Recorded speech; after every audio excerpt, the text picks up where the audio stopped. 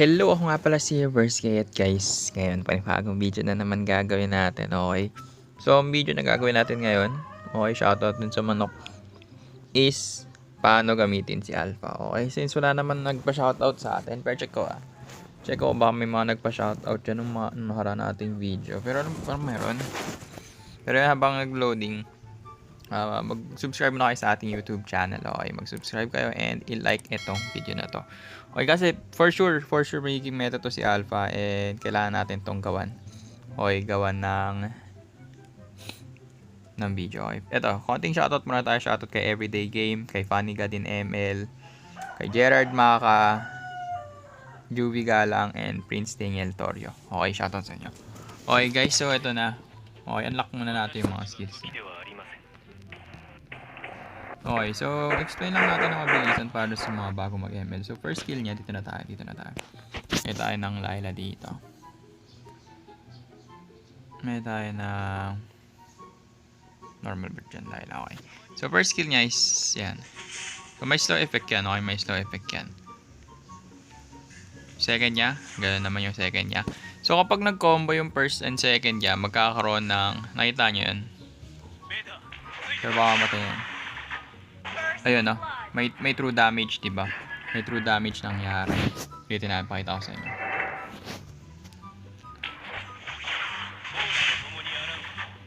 Ayan, no? May mga jet na tumatama. So, yun yung passive ni Alpha, okay?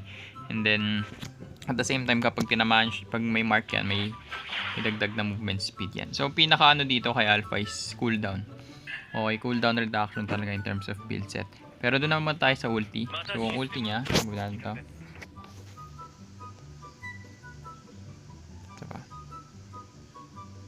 Ulti niya is knock up to. Okay. Ayan, no? Okay, may knock up yun. So, ganyan yung, although medyo maliit lang yung range, medyo maliit lang yung range, pero useful na rin yun pang takas, and then at the same time pang damage. Pero pinapato kasi dito kay Alpha is yung second skill niya. Okay, kasi yung second skill niya, wala ka pang item. Ito, papawas tayo. Wala ka pang item. May heal na. Ayun, no? May heal na. Okay, so lalo na kapag ang tawag doon, talent mo is Festival of Blood. So may heal ka na kagad, may spell bump ka na kagad. So which is maganda. So kaya maganda dito, ano yun na kagad is Bloodlust. Sobrang importante ng Bloodlust dito kay Alpha. Lalo na binuff tong second skill niya. Okay, so yan. So ang combo lang dito kay Alpha is, actually ang combo sa kanya is ulti, second, and then first skill. Tapos papassive na yun. Kita nyo. So, pumapasive yun. So, which is very, very, very important talaga. Okay, so, lagi nyo natatandaan na kailangan nyo yung i-activate yung passive.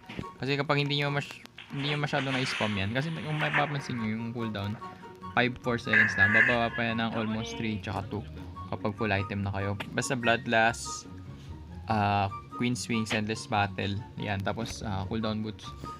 Spam na lang kayo. Gaya na lang kayo ng ganyan. So, imagine nyo para kayo naka-Noah City. Parang kay Razor. Okay, kung natatandaan nyo si Razor. Ayan, gaya lang kayo ng ganyan. So, napakalakas niya. Okay, so, relax yan. Ito yung una kong hero na naging favorite sa Mobile Legends. Okay. Dahil nga, naka-God among men ako dito. Meron na rate ng 25 kills ako. Okay, sobrang sakit niya. So, in terms of pwede siguro to panel. Okay, papakita ko sa inyo kung gagawin ko tong panel one of these days. Okay, sobrang siguro magiging masakit na to, pero pwede siya vengeance muna kung gagawin siyang XP lane. So most probably XP lane pa rin to, kasi siguro solo queue pwedeng panel to, or 2-man 3-man, basta early game lang, huwag yung masyado ipapa-late game, kasi hanggang 15 minutes siguro malakas pa to si Alpha. Pero pag nag 20 minutes na, medyo kakainin na siya ng ibang mga. Okay, pero ayun, ang yun akong build dati dito is BOD. Pero pag sanay nyo na kasi siya, pwedeng BOD na kaagad, or Blade of Despair, pwede na kaagad yun. Pero pag kunya hindi pa kayo sanay nitong si Alpha, ay ano muna, Bloodlust muna. Kasi ako sanay ko na tansya ko na kung kailan mag-activate yung passive, kailan ako atras, kailan ako la-lifesteal. Okay, pero pag hindi pa kayo sanay, wag muna. Okay, ano muna, bloodlust muna. Tapos ayan, pangalawa ko yung bloodlust axe. So ayan guys, sana gusto yung video natin. Hanggang sa muli ako, Sabers guy.